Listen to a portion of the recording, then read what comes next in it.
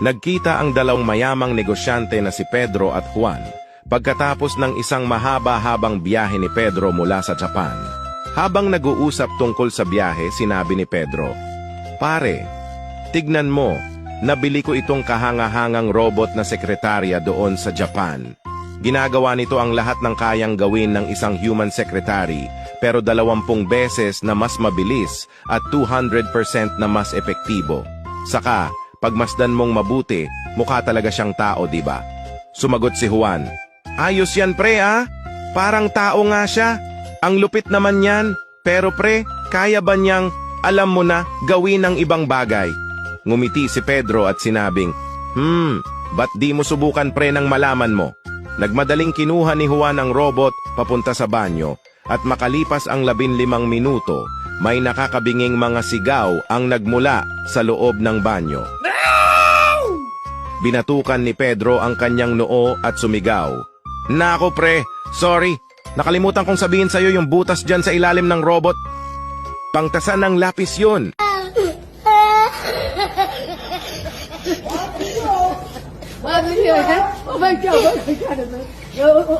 Si Donald, na 90 years old na, ay nagpunta sa isang klinik para sa kanyang taunang pisikal na eksaminasyon.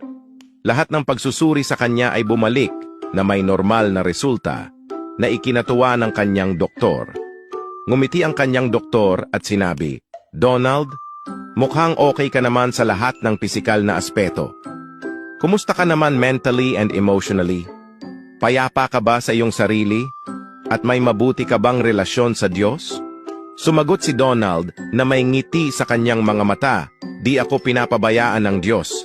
Alam niya na mahina ang aking paningin, kaya tinutulungan niya ako na kapag bumangon ako sa gitna ng gabi para pumunta sa banyo, poof, automatic na sumisindi ang ilaw para makaihi ako ng maayos at poof, namamatay ang ilaw kapag tapos na ako.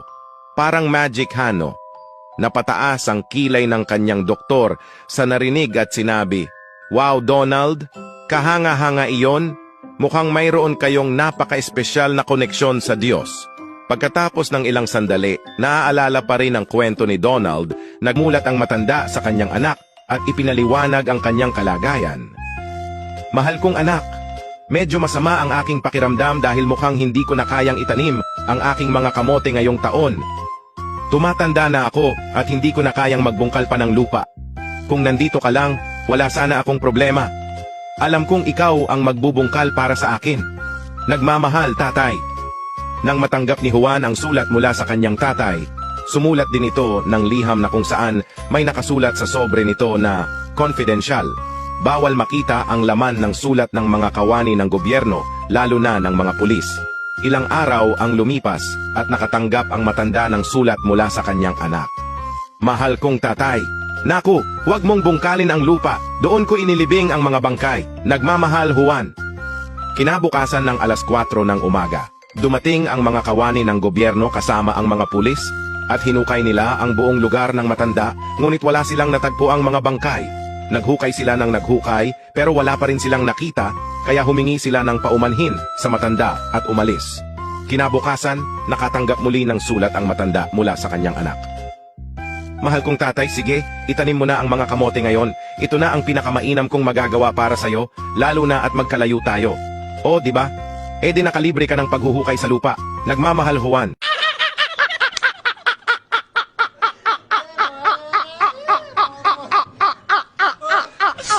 Isang araw sa opisina, sinabi ng CEO sa kanyang sekretarya, "Mag-a-abroad tayo ng 1 linggo para sa seminar.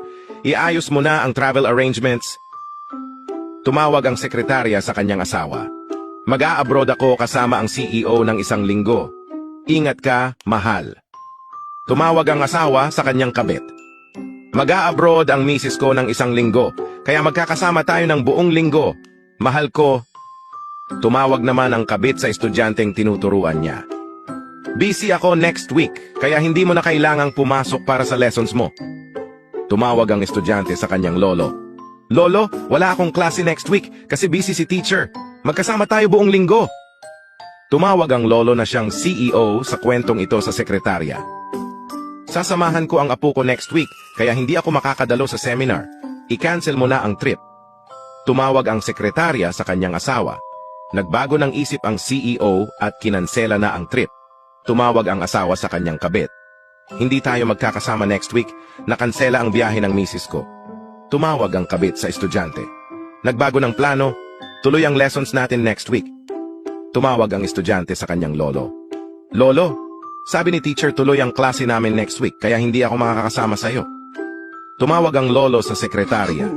Sabi ng apo ko, hindi siya pwede sa susunod na linggo. Ituloy na ang paghahanda para sa seminar trip.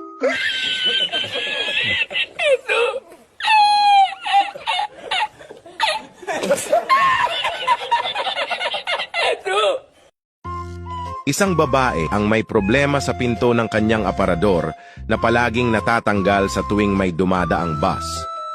Kaya't tumawag siya ng isang karpintero. Dumating ang karpintero at nakita niyang totoo nga, natatanggal nga ang pinto tuwing may dumadaang bus. Sige po ma'am, aalamin ko po kung ano ang problema. Kailangan ko po masilip mula sa loob ng aparador para matukoy ang sira. Pakisarado na lang po ang pinto, sabi ng karpintero habang pumapasok sa aparador. Mga ilang minuto lang ay dumating naman ang mister ng babae galing sa trabaho. Binuksan nito ang aparador at laking gulat niya nang makita ang karpintero sa loob nito.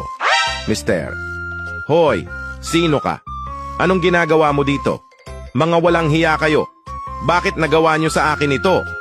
Karpintero, bossing! Kamusta ang buhay-buhay? Mali ka po nang iniisip. Mister, huling-huli na kayo sa akto. Nagmamaang-maangan pa kayo. Sige, magpaliwanag ka kung bakit nasa loob ka ng aparador. Karpintero, bossing, maniniwala ka ba kung sabihin ko sa'yo na nag-aabang lang ako ng bus?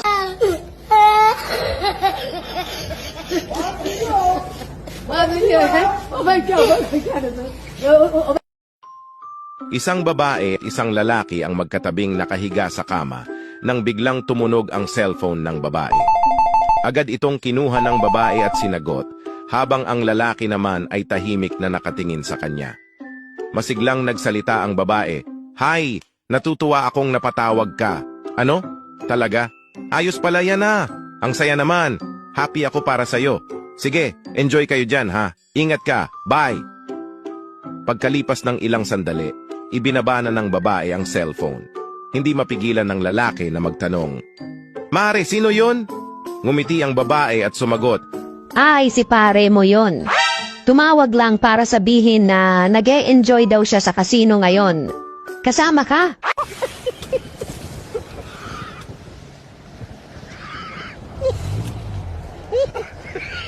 Thank you for watching my video. Please subscribe on my YouTube channel. Good day.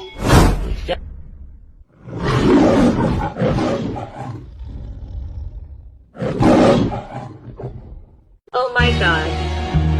You're so awesome, Lawrence Lim. It's Lawrence Lim with the W. This is a day that you will always remember as the day that you...